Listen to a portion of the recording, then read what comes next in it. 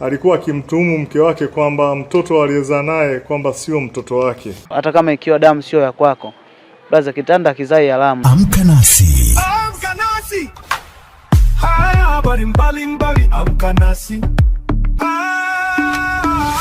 Amka nasi.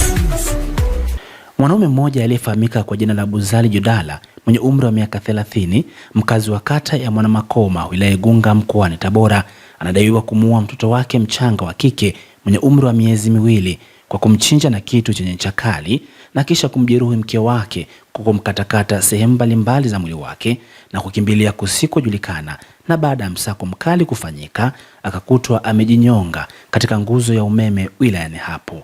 Mwandishi wetu Adela Moses kutoka mkoani Tabora ana taarifa zaidi. Akitoa taarifa ya tukio hilo, kamanda wa polisi mkoa wa Tabora, kamishna msaidizi mwandamizi wa polisi Richard Abwao, anaeleza hali halisi. Chanzo cha tukio hili ni wivu wa kimapenzi. Alikuwa akimtuhumu mke wake kwamba mtoto aliyezaa naye kwamba sio mtoto wake.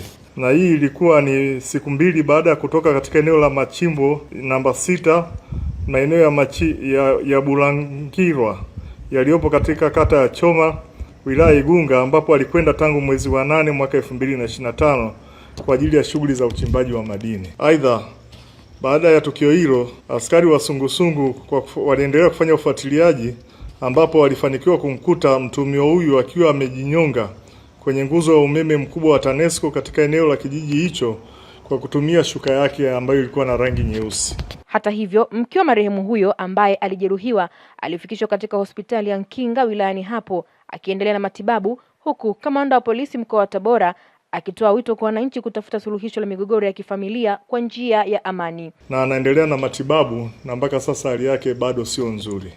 Nitoe wito kwa jamii, pale ambapo kunakuwa na migogoro ya kifamilia, wapo viongozi wa dini na viongozi wa serikali kwa ajili ya kushughulikia migogoro mbalimbali ambayo inaweza kujitokeza, na sio kujichukulia hatua ambazo kama alizochukua huyu bwana na mwisho wa siku kujiua yeye mwenyewe.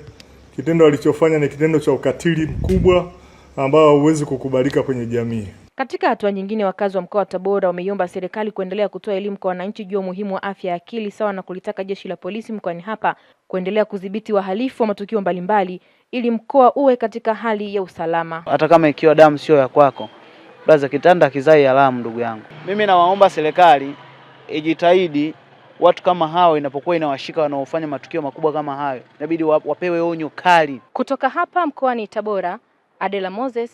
Amkapo asubuhi, siku nyingine yapendeza. Nenda East and West, Magic ni best. Radio hii Magic FM. Nasikiliza mchana, mahali pekee pa maisha yangu. Jioni usiku, sikose hata siku kusikiliza Magic FM. Magic FM 2026. Mtaa umeamka, tunasikika.